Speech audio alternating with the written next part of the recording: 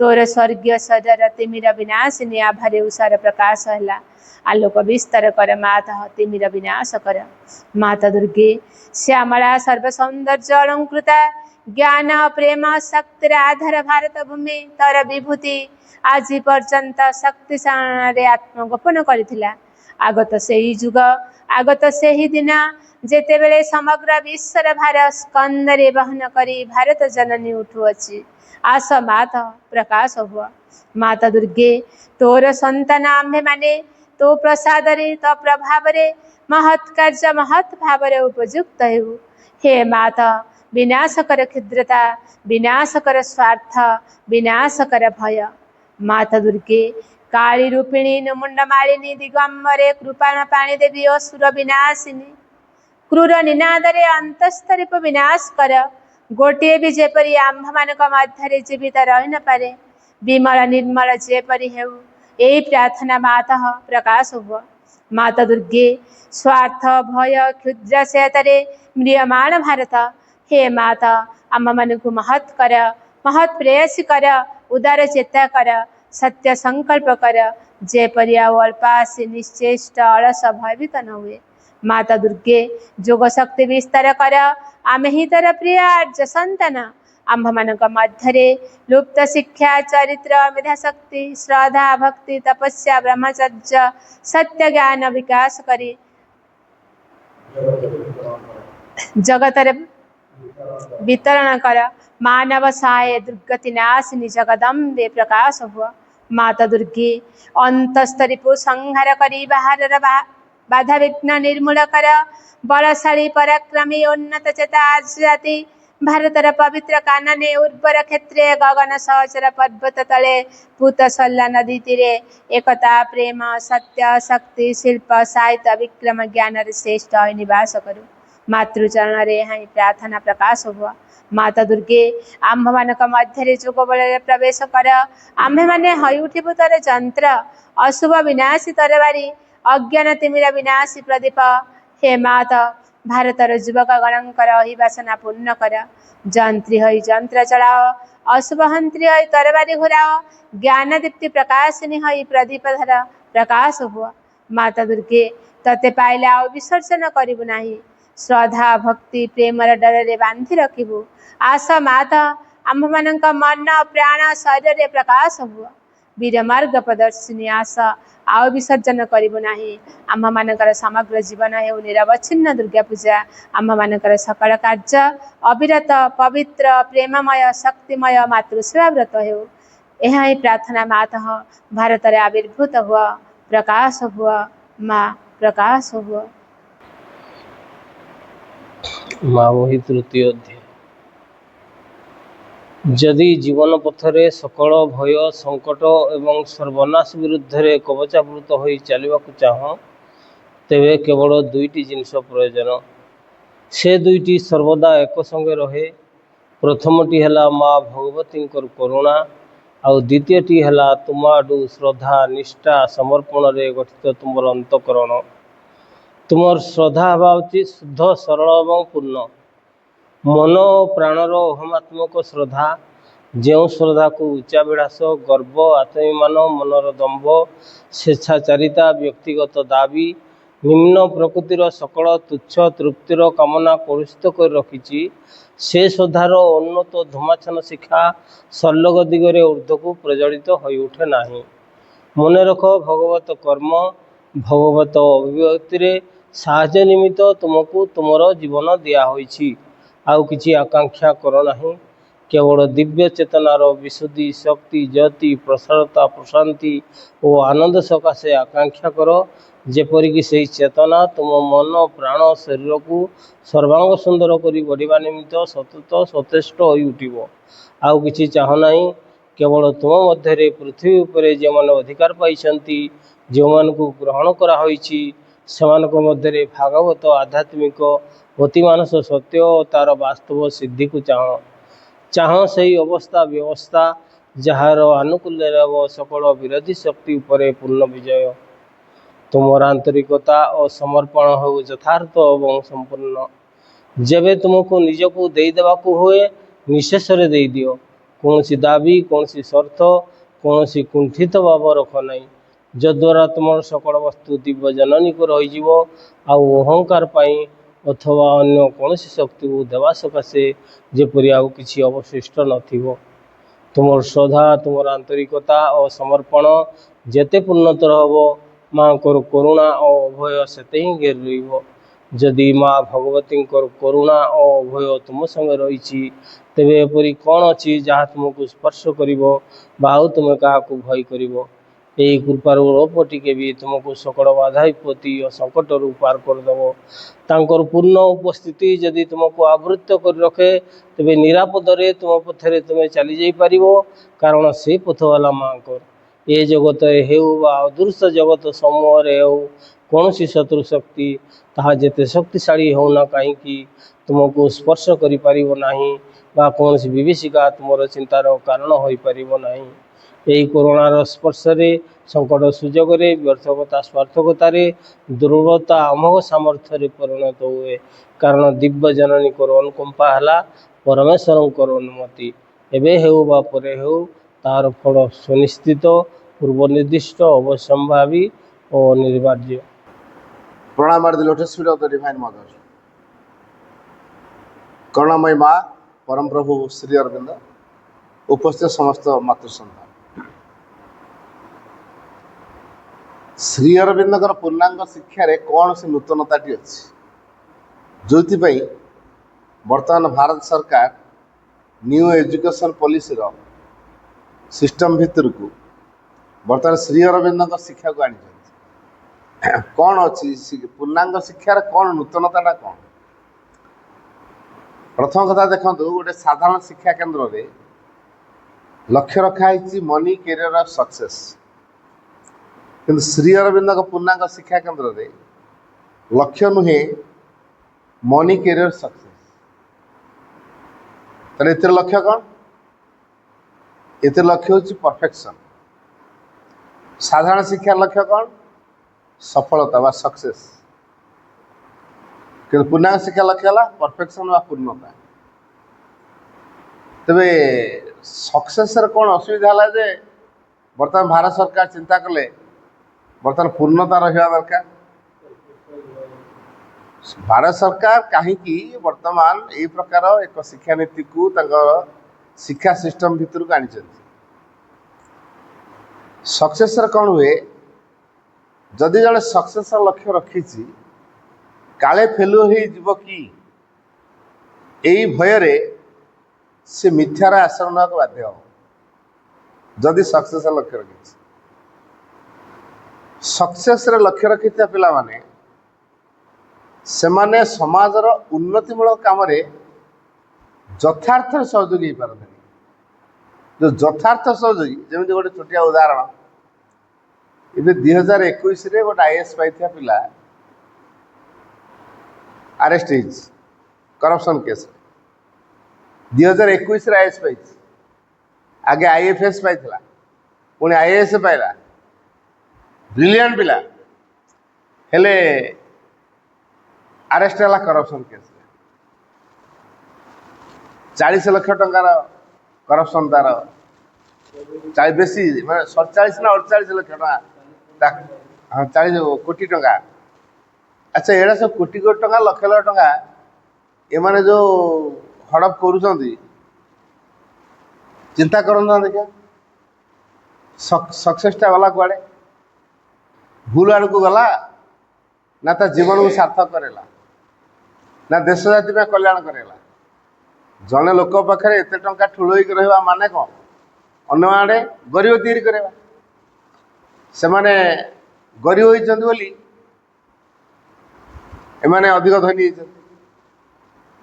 ତେଣୁ ବାଲାନ୍ସ ନାହିଁ ପୃଥିବୀରେ, ଯାହାଫଳରେ ଯେଉଁମାନେ ଗରିବ ଅବସ୍ଥା ଭିତରେ ରହୁଛନ୍ତି ସେମାନଙ୍କ ଭିତରେ ପ୍ରତିକ୍ରିୟା, ଦାବି, ଉତ୍ତେଜନା ସବୁ ଦେଖାଦେବ।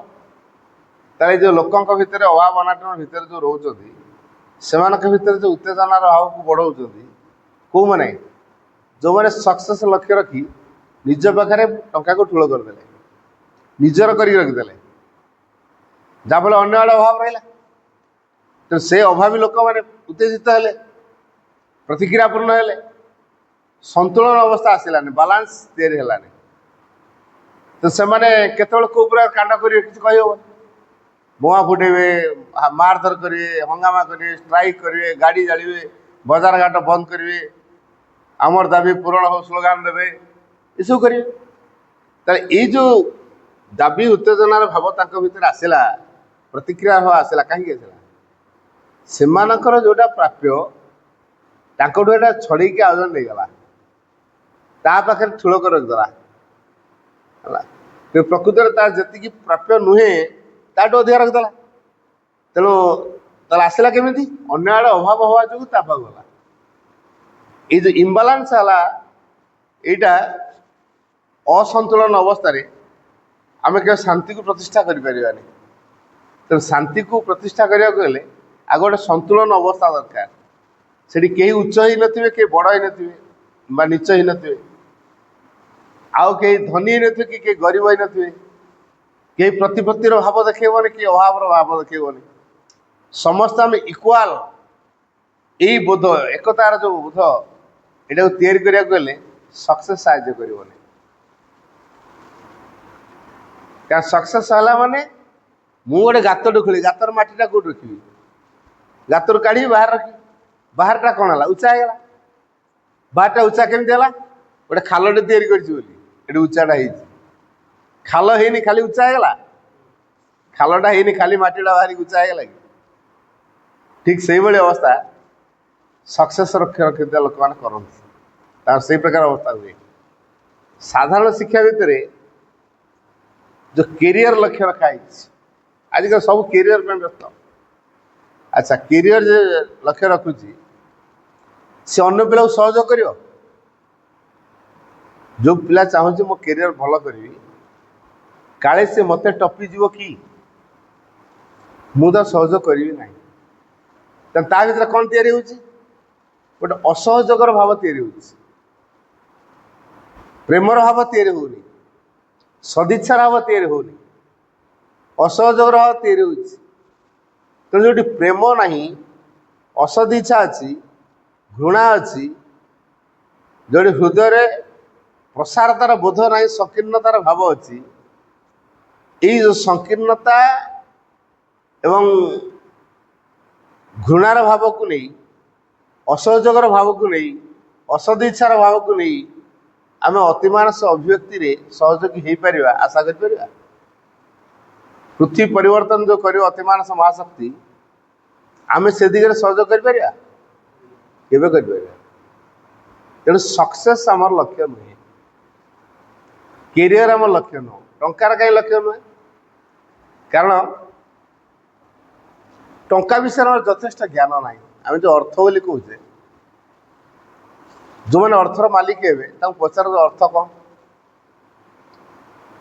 ପବନ ଯେମିତି ଆମ ନିଜର ନୁହେଁ, ସେ ଆଉ ଗୋଟେ ଘରକୁ ନିଶ୍ଚିତ ଉଡ଼ିକି ପଳେଇବ। ତାକୁ ଯଦି ଆମର ଏଇଟା କଳିଗଜିଆ ହେଇଛୁ, ଆମ ପବନ ତାଙ୍କ ଘରକୁ ଯିବୁନି, ସେ ଅଟକିବନି, ଯିବ ଯେମିତି ହେଲେ। ସେଇଭଳି ଇଏ ଯେମିତି ମୁକ୍ତ, ଅର୍ଥ ସେମିତି ମୁକ୍ତ, କେହି ତାକୁ ନିଜର କରିକି ରଖିପାରିବେ ନାହିଁ। ଯଦି କେହି ନିଜର କରି ରଖିଲା ତାହେଲେ ତା ପାଇଁ ସେଟା ସଙ୍କଟର କାରଣ ହେବ, ବିପଦ ତିଆରି କରିବ। ଯୋଉମାନେ ଯେତେ ଟଙ୍କା ରଖିଛନ୍ତି ନିଜ ପାଖରେ ଠୁଳ କରିକି, ସେତେ ସଙ୍କଟ ଭିତରେ ଅଛନ୍ତି। କାରଣ ସେ ଅର୍ଥ ଯୋଗୁଁ ସେମାନଙ୍କ ଭିତରେ କ୍ରୂରତା ତିଆରି ହେଉଛି, ହିଂସା ତିଆରି ହେଉଛି, ଅସଦିଚ୍ଛା ତିଆରି ହେଉଛି, ଅସହିଷ୍ଣୁ ଭାବ ତିଆରି ହେଉଛି, ଅବିବେକୀ ହେଉଛନ୍ତି, ବିବେକ ପଣିଆ ନାହିଁ। ତାର ଅର୍ଥାତ୍ ମଣିଷ ପଣିଆଟା ତାଙ୍କର ଦୂର ହେଇଯାଉଛି।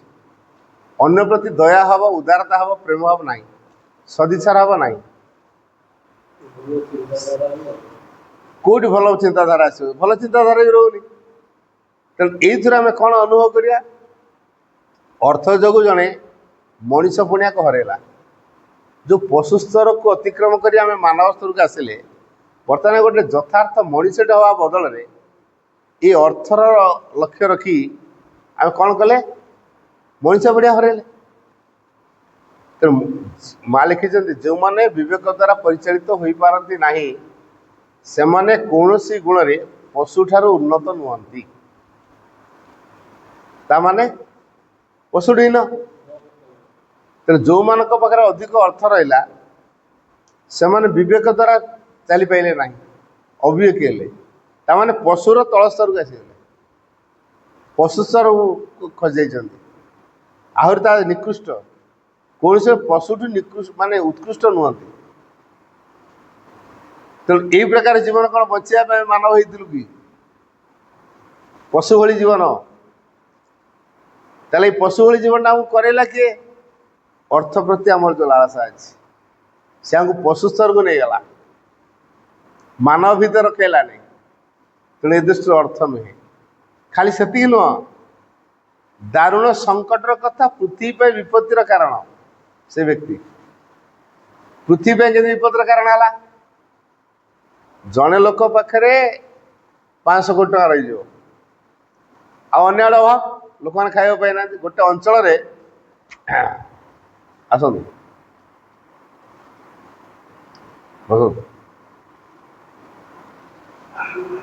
ଗୋଟେ ଅଞ୍ଚଳରେ ଧର 500 ଲୋକ ଅଛନ୍ତି, ସେ 500 ଲୋକଙ୍କର ଯେତିକି ପ୍ରାପ୍ୟ ସେମାନେ ପାଇନାହାନ୍ତି। ଜଣେ ଲୋକ ଅଫିସର ହେଇକି ଆସିକି 500 କୋଟି ଟଙ୍କା ମାରିଦେଇଛି, ଏମାନେ ପାଇନାହାନ୍ତି। ଏମାନେ ଯେଉଁ ଅଭାବ ବନାଟ ଭିତରେ ରହିଛନ୍ତି, ଷ୍ଟ୍ରାଇକ୍ କରିବେ, ହଙ୍ଗାମା କରିବେ, ଗାଡ଼ି ଜାଳିବେ, କେତେ କେତେ ଉତ୍ପାତ କରିବେ।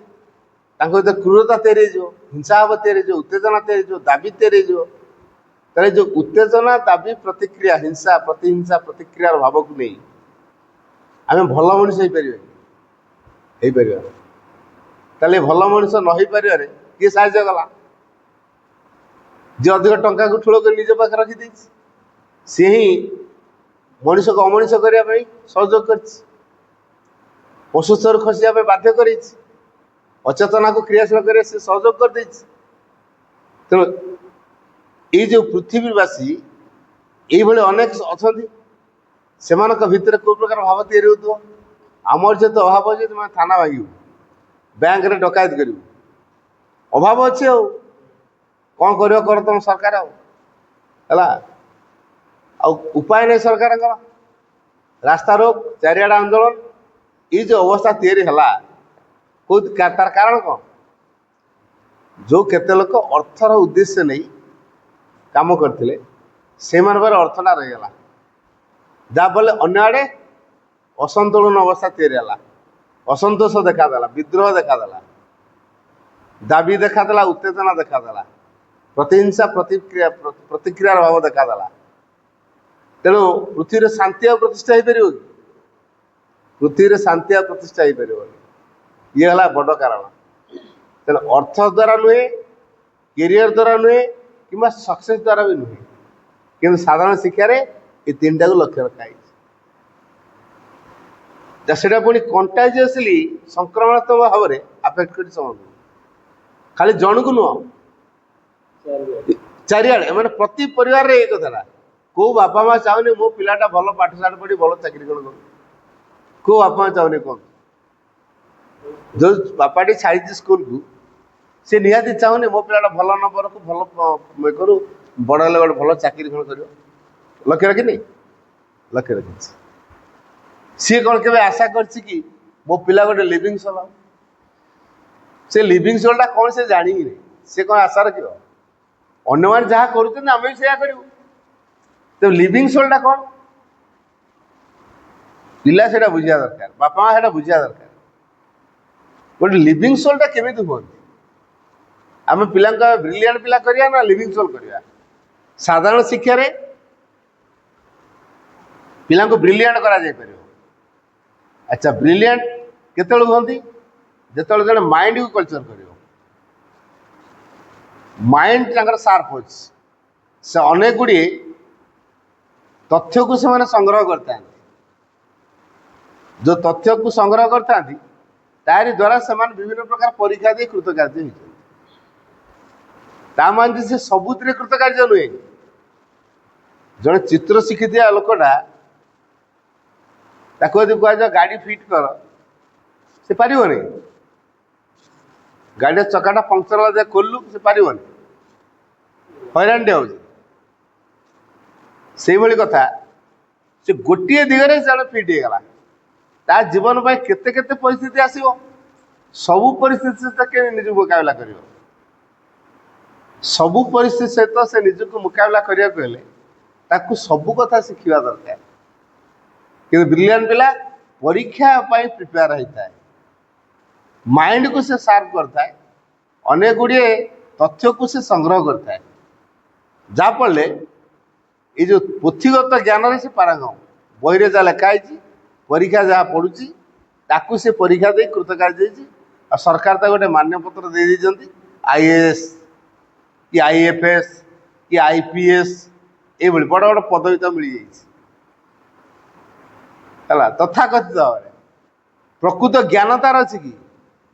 ପ୍ରକୃତ ଜ୍ଞାନ ତାର ନାହିଁ। ଘରେ ଯଦି କୌଣସି କାରଣରୁ ସ୍ତ୍ରୀ ସ୍ୱାମୀ ଯଦି ଝଗଡ଼ା ଲାଗିଲେ, ସେ IAS ଅଫିସର ହେଲେ ବି ସେ କହୁଛି ନା ମୁଁ ଡିଭୋର୍ସ କରିଦେଇଦେବି, ମୁଁ ତାପରେ ଚଳିପାରିବି। ତାଙ୍କ ଭିତରେ ଅସନ୍ତୁଳନ, ତାଙ୍କ ଭିତରେ ହାରମୋନି ନାହିଁ, ଡିଭୋର୍ସ ହେଇଯାଉଛି। ଡିଭୋର୍ସ ହବାଟା ଯେଡ଼େ ସହଜ ହେଇଛି, ଆଉ ଯୋଡ଼ି ହବାଟା ଏତେ ସହଜ ହେଉଛି? ତାହେଲେ ସେ ତ ଶିକ୍ଷିତ ହେଇଯିବ, ପୁଣି ଡିଭୋର୍ସ ପର୍ଯ୍ୟନ୍ତ କାହିଁ ଗଲେ? ସମାଜକୁ କ'ଣ ଶିଖେଇଲେ? ଡିଭୋର୍ସ ଏମିତି କର,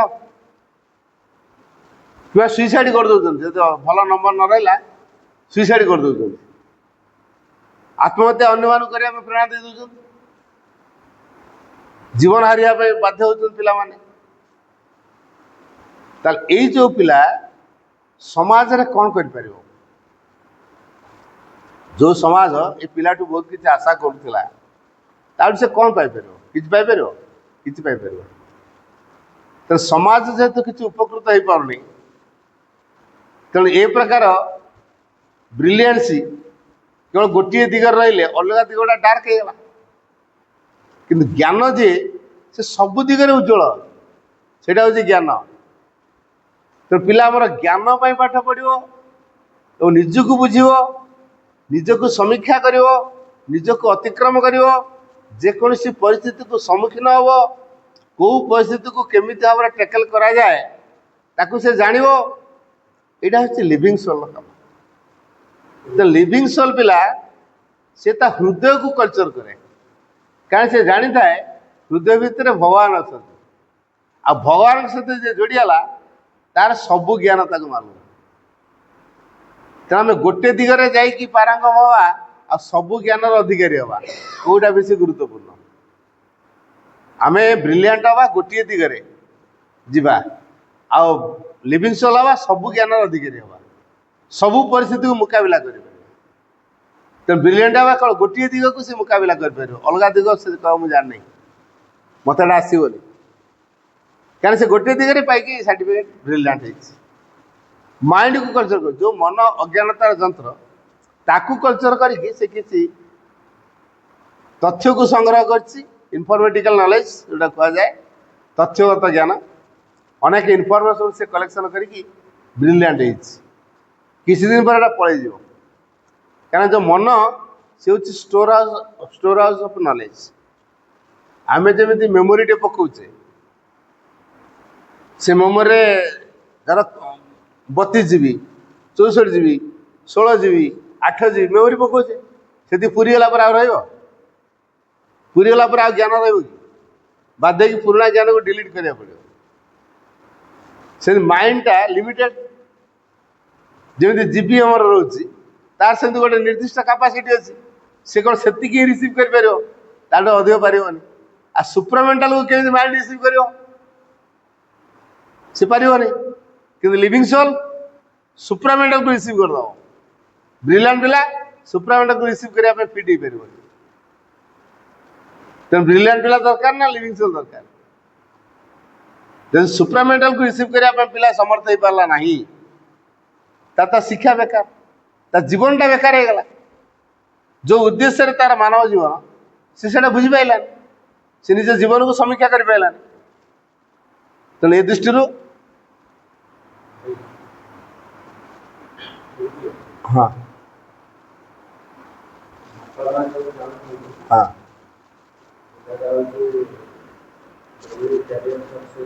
हाँ से बापा माँ संक्रमित हो पिला भितर प्रथम नाला ता भितर इंजेक्ट कर दिया एटा क्या जो होची ना पेरेंट्स मान जो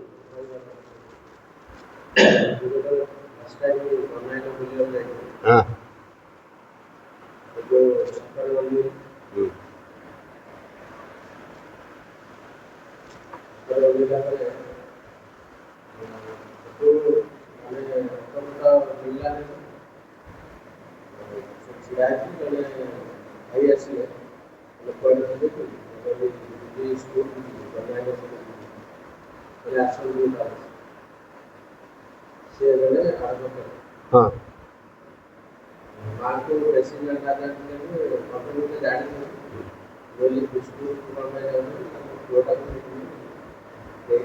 हाँ हाँ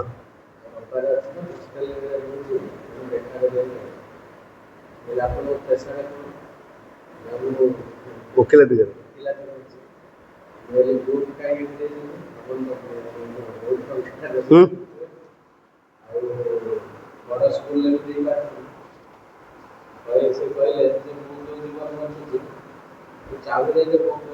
से प्रकार जीवन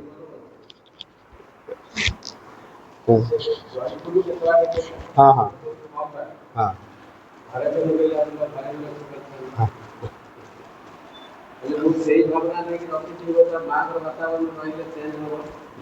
ମୋ ଘରେ ତ ରହିଲେ ମୁଁ ତ ଆସିବି ନା ମୋର ପ୍ରଭାବଟା ପଡ଼ିବ ମୋ କହିବା କଥା ହେଉଛି ସିଏ ଯେଉଁ ଚିନ୍ତାଧାରାରେ ରହିଛି କିନ୍ତୁ ସିଏ ତାର ଜବ୍ ଛାଡ଼ିପାରୁନି କି ଯେ ଓକିଲମାନେ ତ ଆମର ମିଛ କହିବାକୁ बाध्य हाँ ତା କହିବା କଥା ସେ ସତର୍କ କରୁଛି ପେଶା ହେଉଛି ମୁଁ ବାରମ୍ବାର ମିଛ କହିବି ସେଇଠୁ କେମିତି ବର୍ତ୍ତିବ ଛୁଆଟି କିନ୍ତୁ ମୋତେ ଜଣେ ସଜେସନ୍ ଦେଲା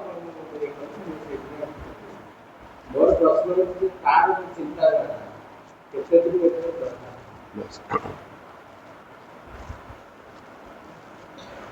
ପୁଅ ପାଇଁ ଲାଭଦାୟକ ହେବ ନା ଇଏ ରକ୍ଷାଲା ପର୍ଯ୍ୟନ୍ତ ଯଥାର୍ଥ କହିଲେ ଆପଣ ସେଇଟା ବୁଝେଇ ठीक ठीक ठीक बापा निज अनुभव कलानी जे मु बर्तमान जो प्रकार जीवन शैली बंचुची ए जीवन शैली ठीक नुह तेणु मो पिलाटा आटलिस्ट से न हो सी नुआ करी किसी गोटे हो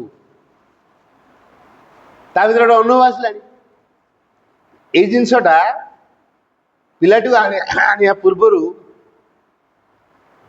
आस्पायर करी आनबार था एक कहीं ना ये इच्छा करते बापा माँ पिला जे होता नुहे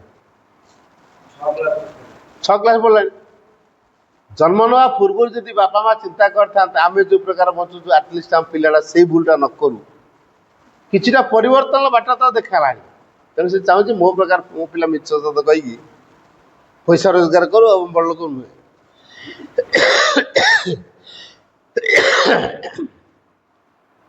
मो पिला गोटे सचोट भाव जाऊ कारण मिछर प्रभावटा कौन हुए से निज अनुभव कला अस्थायी सुख अशांति जीवन आ सब गोटे टेंशन मूड दरकार पड़े बीपी बाहर हार्ट अटैक हम विभिन्न रोग को क्रिएट कर से अनुभव कला आटलिस्ट मो पिलाटा से न हो तेणु तार गोटे परिवर्तन दिग खोलला तेणु माँ को स्कूल छाड़ी तेणु यहाँ सुजोग परिवर्तन होगापाई जदि ये गोटे परिवर्तन सुजोग तापर से माँ को सी ग्रहण कर सक्सेस आशा रखनी पिला को से परिवेश जोगेब निजे उपयुक्त उदाहरण हम ताल पिलाटी परिवर्तन आस तार जो रोजगार कर पंथार तार प्रभाव निश्चित रही सी तो कहे मुझे करदे से पार दूर ही जाऊ मो पिला मोठू से अलग हम नहीं है जमी भर से प्रभाव रही बर्तमान पेरेंट्स मानू से प्रकार धारा जीवन बचा पड़े जदि आम जानिले पिला आमर से भूल न करूँ आम जहाँ करुचे आमको कौन पिला कर तार एक दृष्टांत होके देखा पड़े आम बचुआ ना आम पिला से न से हम कारण पिला जहाँ देखो से शिख पिला देखुच मो बापा मिछ कहते सी पूर्णांग शिक्षा केन्द्र पाठ पढ़ुली सुधा सी मिछ कहब ही कहब कारण मिछर उदाहरण है बापा तेना खाली पूर्णांग शिक्षा केन्द्र छाड़देले जे पिलाटा अतिमान हो बाहरी आसो सेटा नुहे एटा कौन मेसीनटा कि तो मेसीनटा नुहे ना भितर जमी हलर मेसीन धान पकई दौचे सियाड़े तार चाउल कुंडा बाहरी बस पेशी एटा तो से भाया नुहे ना तेना आमको उपयुक्त उदाहरण हवा पड़ो जदि ता पेरेंट्स से चाहिए से प्रकार जीवन बचा तो आरंभ करूँ खाली पुना शिक्षा छाड़देले यथेष हेनी माँ श्रीन धारा जीवन बचा पड़ो घर परिवेश को से प्रकार तैयारी करा पड़ो एवं सचोट भाव जीवन बचा आरंभ करेंगे सत्यनिष्ठ हे माँ को कृपा को भरोसा करेंगे ताले धीरे धीरे से पिलाटी प्राप्त आ पिला रिसीव करने सुजोग तैयारी सहज जेहेतु पुना से पाठ पढ़ला तेना पिला से ढांचार जीवन बचा को सहज हो साधारण स्कूल पिलाटा कष्ट हो पाए किंतु पुना से पढ़ी सहज हो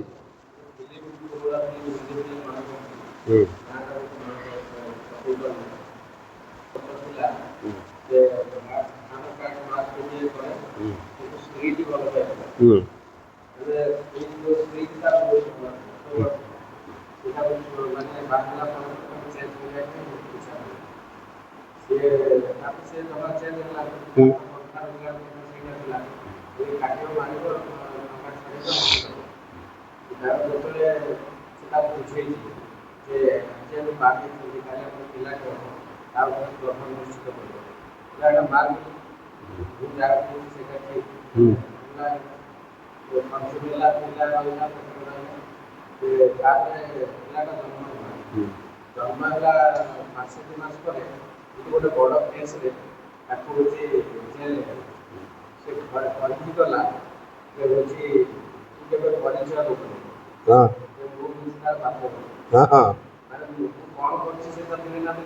पचार निश्चित संख्या शीघ्र बापर कहूँ तो ये गला ठीक है किंतु से पिला बड़ हो से भलिया भी से जेल को जाउची बापा सहित भेट हो बापा जेल अछि पिला भी से जेल प्रभाव प्रभावटा निश्चित रहियो से टोटाली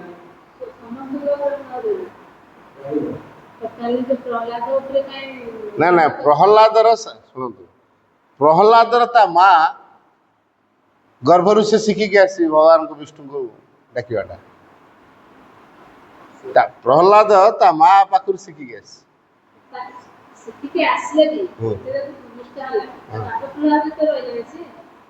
बापा पाखे रही भी मार प्रभावटा छापा पड़ जाए जोर गर्भरु आसी गर्भरु 80 भाग शिक्षाटा हो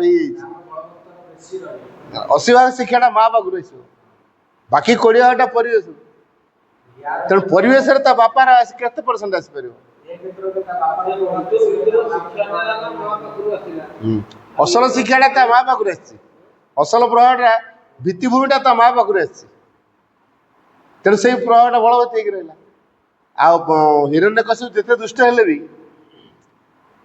तार प्रभावटा आफेक्ट कर पारानी जेल जड़े आग माँटा निश्चित आगे आग माँटा माँ 80 भाग शिक्षा माँ पाखे अच्छे जी हेल्ले जड़े हेल्ले हेनी दीजन जाक रे कि मार प्रभावटा बेसी रहे कहीं गर्भ भितर से 10 मास जो रोज तारी पीरियड भितर से अनेक शिक्षा पाइक आसूला 10 भाग शिक्षा जो से अनेक पाइक माने बाहर शिखुची आ पेरेंट्स मान शिखुची तापर जाकि माँ पाखु बेसी 80 भाग शिक्षाटा आसूला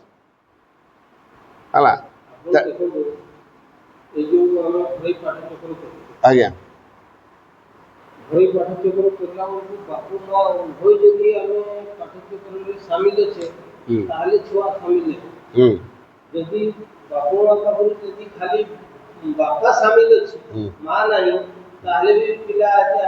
आसुना जो घर माँटा प्रथम आसो पार्चर कर छुआटा ऑटोमेटिक आस बापाटा अच्छी छुआटा डेरी आस कारण माँ गर्भ भर जो शिक्षाटा थाए ଏଇଟା ବାପା ଦେଇପାରେନି। ତେଣୁ 80% ଶିକ୍ଷା ମାତୃ ଗର୍ଭରୁ ମିଳେ। ହଁ। ହୁଁ ନାଇଁ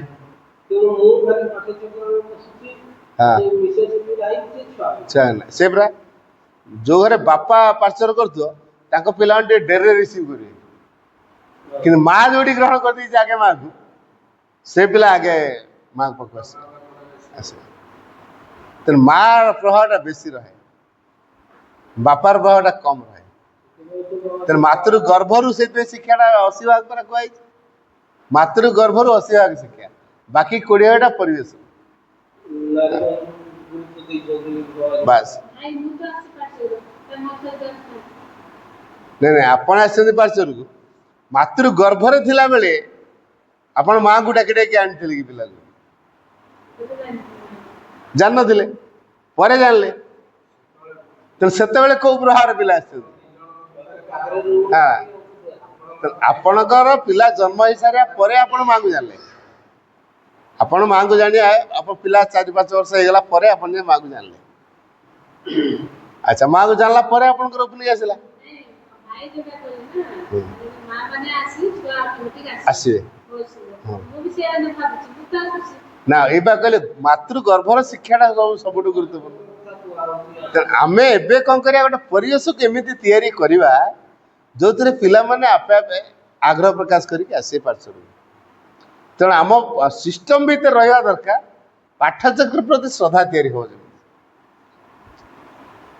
ତେଣୁ ସବୁ ଟିଚର ଯଦି ପାଠଚକ୍ର ପ୍ରତି ଆକୃଷ୍ଟ ହେବେ ତାହେଲେ ନିଶ୍ଚିତ ଚେଞ୍ଜ ଆସିବ। ହଁ ଭାଇ କୁହନ୍ତୁ।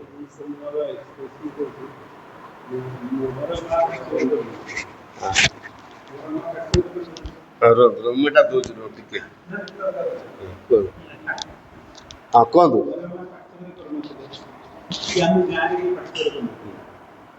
କିନ୍ତୁ ମୁଁ କ୍ରମଶଃ ମାସରେ ଆସେ ଗୋଟେ ଅନୁଭବ ଏଇଠୁ ପାଏ, ଯଦିଓ ମା ବାପା ମାସକୁ ନ ଜାଣିପାରନ୍ତି କିନ୍ତୁ ତାଙ୍କ ପାଖରେ ଭଗବାନଙ୍କୁ ଭଲ ପାଇବା ବା ଭଗବାନଙ୍କୁ ଭକ୍ତି କରିବା ଭାବଟା ଯଦି ଥିବ, ସେଇ ପ୍ରଭାବରେ ପ୍ରଭାବିତ ହେଇକି ସେମାନେ ଗୋଟେ ସମୟ ଆସିବ, ସେ ସମୟରେ ସେମାନେ ସେଇ ଦିଗକୁ ମିଳିଯାନ୍ତି। ଏକ୍ଜାକ୍ଟଲି ଆମେ ସମସ୍ତେ କେହି ମାସ କେନ୍ଦ୍ର ଡାଇରେକ୍ଟ ନଥିବେ, ଆପଣ ବି ପ୍ରାକ୍ଟିକାଲ କରୁଛନ୍ତି ନା। ଆମେ ଧୀରେ ଧୀରେ ଆପଣ ବି ମା ବି ସେମିତି ଜାଣିନଥିବେ। ସେ ଗୋଟେ ଆଧ୍ୟାତ୍ମିକ ଦେଖିବେ ଭଗବାନଙ୍କ ତାର ଅଲଗା କୋଉ ଦିଗରେ ଗୋଟେ ଭଗବାନ ପ୍ରତି ଶ୍ରଦ୍ଧା ରହିଛି, ଶ୍ରଦ୍ଧା ଥିବ, ସେଇ ଶ୍ରଦ୍ଧାର ପ୍ରଭାବରେ ପିଲାମାନେ ଧୀରେ ଧୀରେ ଆସିବ। ସେଥିପାଇଁ ଆମର ଅନେକ ବାପା ମା ପୂର୍ବରୁ ମାସ ଭଗବତ ଗୀତା ଶୁଣୁଥିବେ କିମ୍ବା ଭାଗବତ ଶୁଣୁଥିବେ କିମ୍ବା ତୁଳସୀ ଚଉରା ପାଖରେ ବସିକି ପୂଜାପୂଜି କରୁଥିବେ,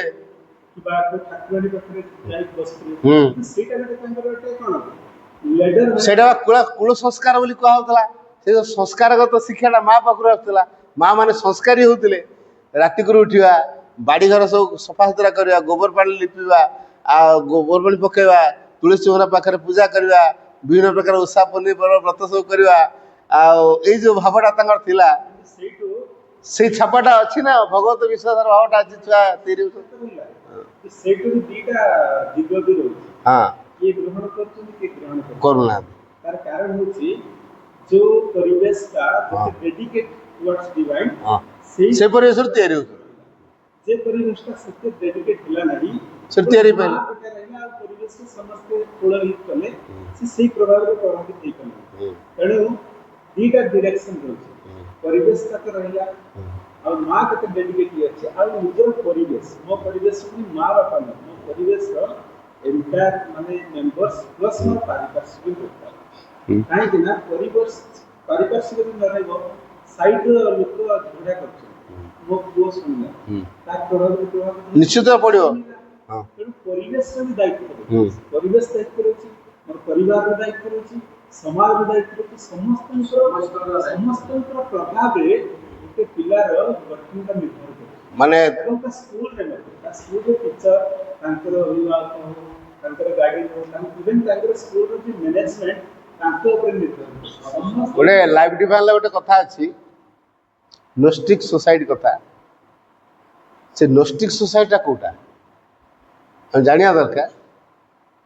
ଆମେ ପ୍ରଫେସନାଲି ଯିଏ ଯାହା କରୁଛନ୍ତି କରନ୍ତୁ, ବଞ୍ଚିବା ପାଇଁ ତ କିଛି ଧନ୍ଦା ଆମେ କରୁଛେ, କିନ୍ତୁ କିଛି ପରିବାର ଗୋଟିଏ ଜାଗାରେ ଏକାଠି ହେଇକି ରହିବେ। ତାଙ୍କର ଅଫିସ ଆୱାର ଯେତିକି ସମୟ ରହୁଛି ସେତିକି ତା ଅଫିସକୁ ଗଲେ, ବାକି ସମୟଟା ସେମାନେ ଭଗବାନ ପାଇଁ କାମ କରିବେ। ଏକାଠି ରହିଲେ ଗୋଟେ କଲେକ୍ଟିଭ, ଗୋଟେ କମ୍ୟୁନିଟି ଲାଇଫ, ଯୋଉ କମ୍ୟୁନିଟି ଲାଇଫ କଥା କୁହାହଉଛି, ଅର୍ଥାତ୍ ଧରନ୍ତୁ ଆପଣଙ୍କ ପରିବାର, ଭାଇଙ୍କ ପରିବାର, ମୋ ପରିବାର, ଏ ଭାଇଙ୍କ ପରିବାର, ସବୁ ପରିବାର ଗୋଟିଏ ଜାଗାରେ ରହିଲେ, ଆମେ ସବୁ ପୁନା ସେ କାମ କଲେ, ଭାଇ ବ୍ୟାଙ୍କରେ କାମ କଲେ, ଭାଇ କେଉଁଠି କଲେଜରେ ଲେକ୍ଚର ହେଲେ, କି ଭାଇ ଅଫିସରେ କାମ କଲେ, ବାସ୍ ଡ୍ୟୁଟି ଗଲେ, ଆସିଲା ପରେ ଡ୍ୟୁଟି ଆମର ବାଦ ହେ, କାହିଁକିନା ବଞ୍ଚିବା ପାଇଁ ତ ଛାଡ଼ି ପାରିବୁନି, ଏଟାକୁ ଚାକିରି ଛାଡ଼ି ଦେଇକି ଆସିବୁ କରିଛୁ। କିନ୍ତୁ ତାପରେ ସେମାନେ କେବଳ ମାଆଙ୍କ ପାଇଁ ବଞ୍ଚିବେ, ଗୋଟିଏ ଜାଗାରେ ରହିବେ, ଗୋଟିଏ ଜାଗାରେ ଖାଇବେ, ଖାଇବା ପିଇବା ଗୋଟେ ଜାଗା ହବ, ସକାଳୁ ଯେମିତି ଆସନ ବ୍ୟାୟାମ ଯେମିତି ହେବା କଥା, ଉଠିବା, ନିତ୍ୟକର୍ମ, ଆଶ୍ରମର ଲାଇଫଟା ସେଇ ପ୍ରକାର ଲିଡ୍ କରିବେ। ସେଠି ନା ଇଏ କହିପାରିବନି ଏଇଟା ମୋ ଘର, ସିଏ କହିବନି ଏଇଟା ମୋ ଘର, ଆଶ୍ରମରେ ଆମେ ରହିଛୁ। ଆଉ ଫ୍ୟାମିଲି ଲାଇଫ ନୁହଁ, ଘର ସଂସାର ଭିତରେ ଯେମିତି ଜୀବନ ବଞ୍ଚୁଥିଲେ, ୟା ଅପେକ୍ଷା ଆଉ ଏକ ଜୀବନ ବଞ୍ଚିବା, ଭଗବାନଙ୍କ ସକାଶେ ଜୀବନ ବଞ୍ଚିବା, ଭଗବାନଙ୍କ ପାଇଁ କର୍ମ କରିବା, ଆଉ ଭଗବତ ଚିନ୍ତନ ଭିତରେ ସବୁବେଳେ ରହିବା। ତେଣୁ କିଛି ପରିବାର ଏକାଠି ହେବେ, ଏ ଯେଉଁ କମ୍ୟୁନିଟି ଲାଇଫ ଭିତରୁ ସେଇଠୁ କିଛି ପିଲା ତିଆରି ହେବେ, ସେଇଠୁ ଯେଉଁ ପିଲାଟା ତିଆରି ହେବେ, ସେଇ ବିଙ୍ଗ ମାନଙ୍କୁ ନେଇ ଗୋଟେ ସୁପରମ୍ୟାନ ଗୋଟେ ତିଆରି ହେବ ହେଲା।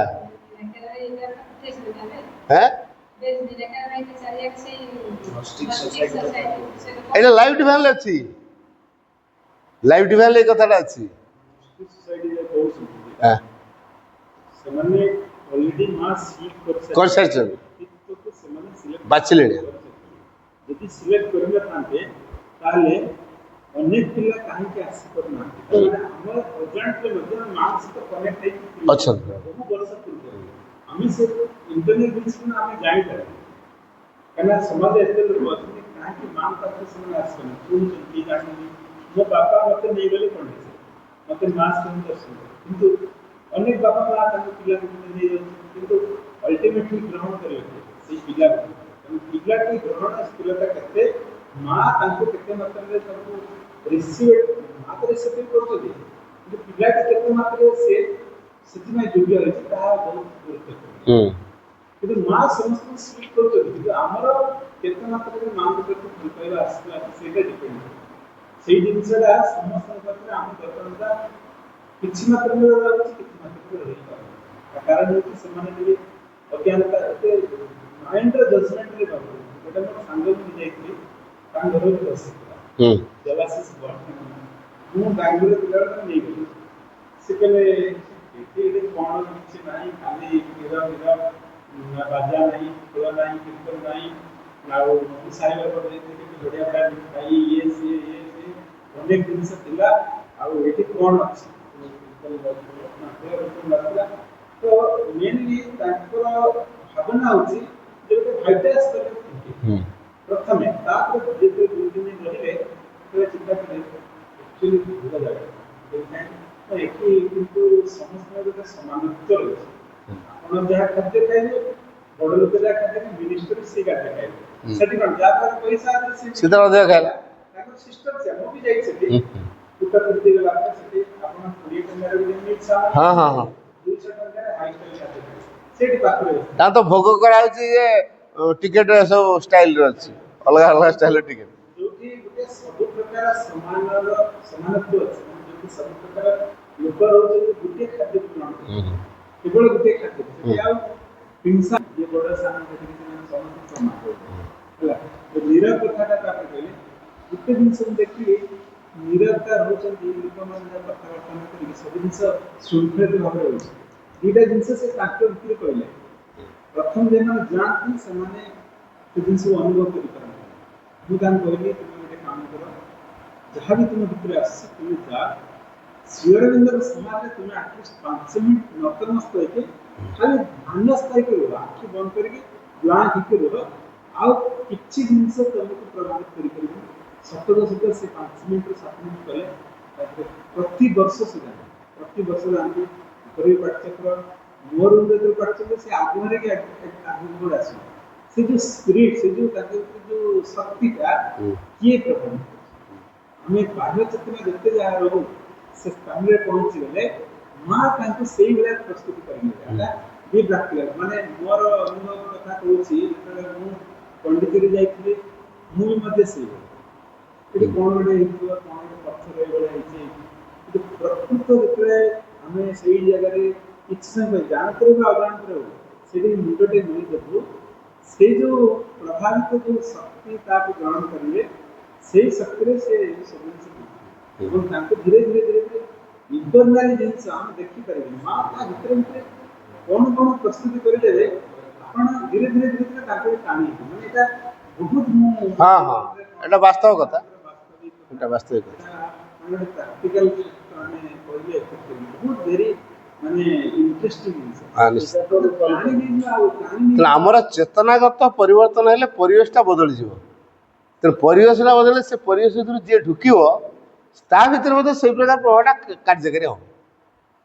ତେଣୁ ପରିବେଶ ବଦଳାଇବା ପାଇଁ ଚେତନାର ପରିବର୍ତ୍ତନ ଆବଶ୍ୟକ ଅଛି। ଗେଟ୍ ପର୍ଯ୍ୟନ୍ତ ଗୋଟେ ପ୍ରକାର ଭାବନା ଥିବ ଆଶ୍ରମର ଗେଟ୍ର ଯେଉଁ ସମାଧି ସ୍ତରକୁ ଯିବେ ତାର ବାତାବରଣ ଲଗାଇ ପ୍ରତ୍ୟେକ ଜଜମେଣ୍ଟ ପ୍ରତ୍ୟେକ ଚିନ୍ତାଧାରା ସବୁ ବ୍ଲାନ୍ସ ଆପଣ ଯିବେ ମାଙ୍କୁ କିଛି ମାଗିବା ପାଇଁ ସେଠି ଯାଇଥିବେ ମୁଁ ପ୍ରାକ୍ଟିକାଲ କହୁଛି କିନ୍ତୁ କମ୍ପ୍ଲିଟଲି ବ୍ଲାନ୍ସ ଆପଣ କିଛି କହିପାରିବେନି ଭାଷା ନେଇ ଆପଣ ଭାବିବେ ଏଠି କିଛି ଅନୁଭବ ହେଇପାରୁନି ପ୍ରକୃତରେ ବି ଅନୁଭବ କିଛି ହେଇପାରେନି ଆସିଲାର ପରେ ଯେତେ ଯେତେ ଟାଇମ୍ ଡ୍ୟୁରେସନ୍ ଯେତେ ଯେତେ ଅଧିକ ଲମ୍ବି ଉଠିବେ ସେତେ ସେତେ ଆପଣଙ୍କର ମାଙ୍କର ଶକ୍ତିକୁ ମାଙ୍କର ଜିନିଷ ସେତେ ଚିହ୍ନ ଦେବେ କାହିଁକିନା ଏତେ ସାଗର ଭିତରେ ଆମେ ଡୁବିଯିବା ଆପଣ କିଛି ରିସେପ୍ଟିଭ୍ କରିପାରିବେ ଆପଣ ନିଜକୁ ବି ଏବଂ ମୋର କିଛି ନାହିଁ ମୁଁ କିଛି ଜାଣିପାରିବି ନାହିଁ ଏଇଭଳିଆ ଭାବନା ଆସେ ଯେତେ ଯେତେ ଆପଣ ଦୂରେଇ ଆସିଥିବେ ଟ୍ରାଭେଲିଂ କରୁଥିବେ ଯେତେ ଯେତେ ତାର ପ୍ରଭାବଟା ଧୀରେ ଧୀରେ ଧୀରେ ଧୀରେ କରିବେ କାହିଁକିନା ସମୁଦ୍ର ଭିତରେ ବୁଡ଼ିକି ସାଗର ଭିତରେ ଆମେ କିଛି ବୁଝିପାରିବା ଧୀରେ ଧୀରେ ବୁଡ଼ିଗଲେ ଆମେ ସେଇ ଯେଉଁ ବାଲିକଣା ହେଲା ଭିତରେ ଜିନିଷଟା ଆମେ ଜାଣିପାରିବା ଏଇ ଜିନିଷ ହେଇଗଲା ଏଇ ଜିନିଷ ହେଇଗଲା ଏଇ ଜିନିଷ କରିବା ଦରକାର ଧୀରେ ଧୀରେ ଧୀରେ ଧୀରେ ଗୋଟେ ମାନେ କ'ଣ ମାନେ ଆପଣଙ୍କର ଯେଉଁ ପୁରା ସୁପ୍ତ ଭାବରେ ସେ ରହିକି କାମ କରିବେ ଯେଉଁଟା ଏଣ୍ଟାର ଆପଣଙ୍କର ମନ ପ୍ରାଣ ସବୁ ପୁରା ଖେଳିଯିବ ପୁରା ଏତେ ଖେଳିଯିବ ଯେ ତା ପର ବର୍ଷକୁ ଠିକ୍ ଟାଇମ୍ରେ ନହେଲେ ନହେବ ପଇସା ନଥିବ କିଛି ନଥିବ ଅଭାବ ଥିବ ତା ଶକ୍ତିରେ ସବୁ ଏରେଞ୍ଜମେଣ୍ଟ ଦେଇକି ଟାଣିଯିବ ମାନେ ଏଟା ମାନେ ମାଙ୍କର ଗୋଟେ ଶକ୍ତି ଅଛି ଧରିକି ଟାଣିଦେଲେ ଆଉ କିଛି କରିପାରିବେନି ଆଉ ଆପଣ ପ୍ଲାନିଂ କରିବେ କିଛି ହେବନି ପ୍ଲାନିଂ କରିବେ ପଣ୍ଡିଚେରୀ କିଛି ହେବନି ହଠାତ୍ ଗୋଟେ କ'ଣ ଆସିବ ଚାଲ ସେ ପ୍ରଭାବ ମାନ ଛଡ଼ା ଦେଇପାରିବ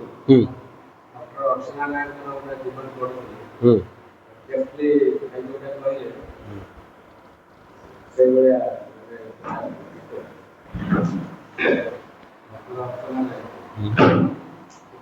ପ୍ରତିବର୍ଷ ସେଇ ଟାଇମ୍ରେ ଆସିଲେ ସେ ଆଉ ରହିପାରିବେ ନିଜକୁ ଅସ୍ଥିରତା ମନେ କରନ୍ତି ଅସ୍ଥିରତା ଭାବରେ ଗୋଟେ ଭଲ ଲାଗୁଛି ମୋ ଶରୀରଟା ଅସ୍ଥିର ଭାବରେ ପଳେଇ ଆସେ ମୁଁ ପଣ୍ଡିଚେରୀ ଯାଇକି ନ ଫେରିଲା ପର୍ଯ୍ୟନ୍ତ ସେଇଭଳିଆ ଅନୁଭବ ଅସ୍ଥିରତା ସେ ଯେଉଁ ଟାଇମ୍ରେ ଫାଷ୍ଟ ଯାଇଥିଲେ ସେଇ ସମୟ ପାଖାପାଖି ଯେତେ ଆସିଥିବ ତା ସମୟଟା ସେମିତି ଅସ୍ଥିର ହେଇଛି ତାପରେ ଯାଇକି ବୁଲିକି ଆସିଲେ ଗୋଟେ ସ୍ଥିର ଅଟୋମେଟିକାଲି ଫୋର୍ସଟା ସେମିତି କାମ କରାଏ ଆଉ ପଣ୍ଡିଚେରୀ ଯିବାର ଗୋଟେ ଆପଣ ନିଜ ଇଚ୍ଛା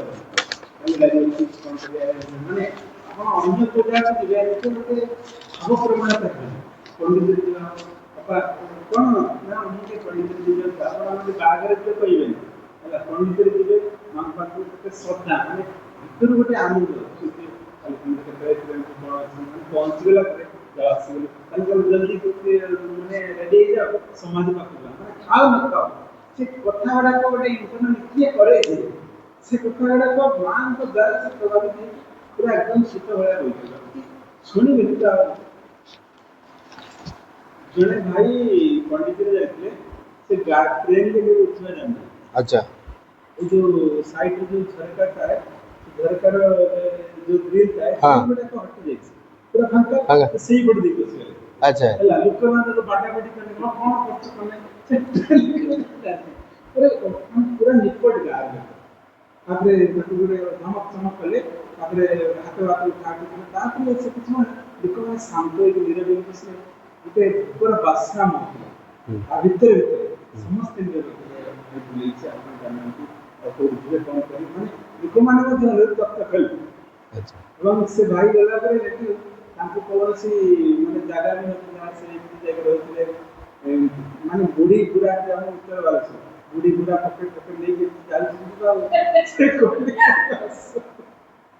ମୁଁ ଏମିତି ଜାଗାରେ ଅଛି ମାଆଙ୍କୁ ଆସିବି তুমি যাও মানে রক্তি ଦେଇକି ମାଆଙ୍କ ପାଖରେ ଶରଣାର୍ପଣ ହେଇଗଲେ ସେ ଅଞ୍ଚଳ ଦେଖିବେ ସେଟା କରିଛ ହଁ ଧ୍ରୁବ ଭାଇଙ୍କର ଧ୍ରୁବ ଭାଇଙ୍କର ନିଜେ ମାନେ ଗୋଟେ ସାଧକ ସେ ମାନେ ପିଙ୍ଗୁଳା କତୁଲ୍ୟ ପକାନ୍ତି ଜଣଙ୍କର କତୁଲ୍ୟର କାମ କରିକି ଯାହା ପଇସା ପାଇଥିଲେ ତାକୁ ଧରିକି ସେ ପଳେଇଲେ ଟ୍ରେନରେ ଟିକଟ କରିକି ଟ୍ରେନର ଗେଟ୍ ଏତେ ଭିଡ଼ ଥିଲା ଯେ ସେ ଜାଣିପାରିଲେନି ସେ ସେଇପଟେ କାମ କଲା ସେଇପଟେ ପଶିଗଲେ ସେ ନିଜେ ସେ ଧ୍ରୁବ ହଁ ମୁଁ ଜାଣିଛି ତାଙ୍କୁ ଏଇଠିକି ଆସିଥିଲେ ମତେ ଚିହ୍ନିଛନ୍ତି ମାନେ ସେଭଳି ଜଣେ ସାଧକ ମାଙ୍କର ମାନେ ପରମିସନରେ ଯୋଉଠି ଆସିଥିଲା ସିଓର ହିଲ୍ସ ଏବଂ ଓଡ଼ିଶାର ଅନେକ ଲୋକ ଅପୋଜ କଲେ କି ସେଠି ଗୋଟେ ଏତେ ବଡ଼ ବଡ଼ ଭିଲେଜ ଏରିଆ ବନ୍ୟା ହୁଏ ବାତ୍ୟା ହୁଏ ଆପଣ ଯୋଉଠି ବନ୍ୟା ବାତ୍ୟା କ'ଣ ପ୍ରଭୁ ଯାଇପାରିବେନି ଆମର ଗୋଟେ ଷ୍ଟାର୍ଟିଂ ସେଠି ଚମ୍ପକଲାଲ ମଧ୍ୟ ଯାଇଥିଲେ ସେ ଅଞ୍ଚଳରେ ଭାଇ କ୍ଷୀରି କରିକି ବି କହିଛନ୍ତି ମାନେ ଏତେ ବଡ଼ ସାଧକ କିନ୍ତୁ ସିଏ ଟ୍ରେନରେ ଉଠିବାକୁ ଜାଣିନାହାନ୍ତି ଇଏ ଦେଇକି ବସିଛନ୍ତି ମାଡ଼ ବି ଖାଇଛନ୍ତି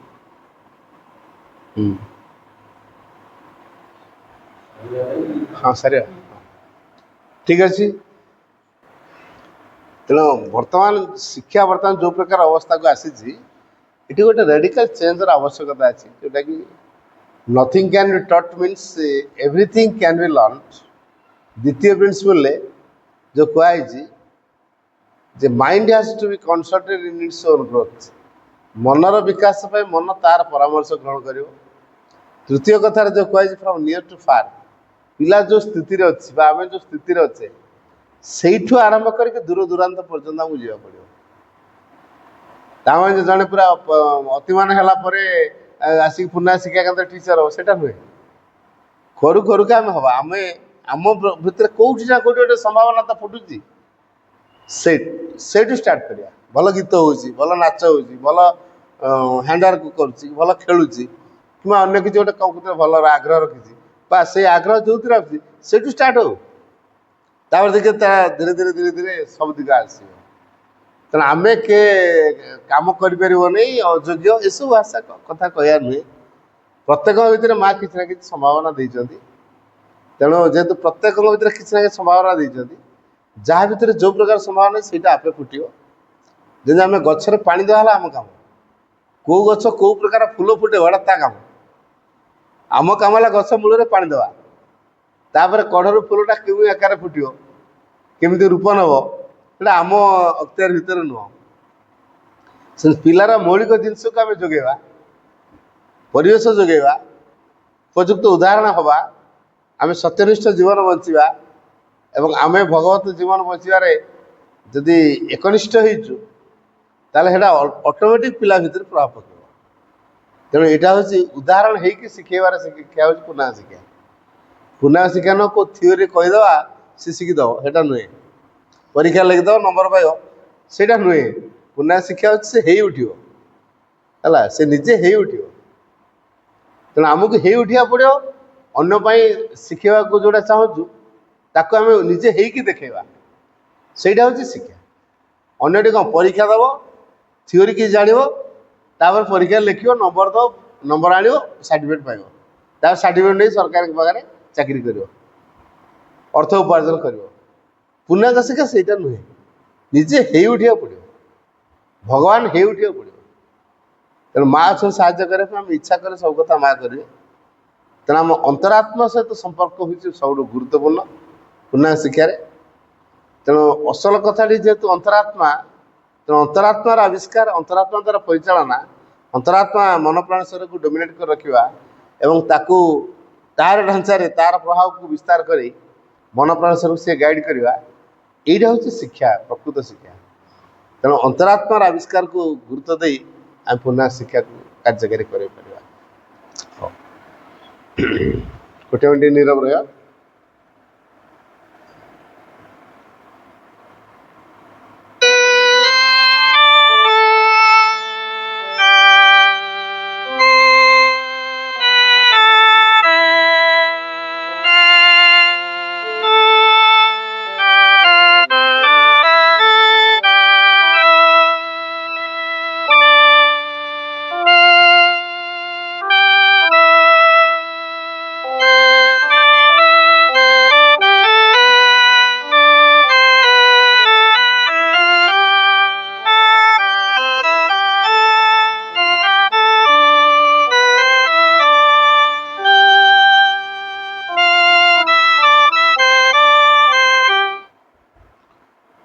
Supreme Lord, eternal truth, let us obey the Lord and live according to truth.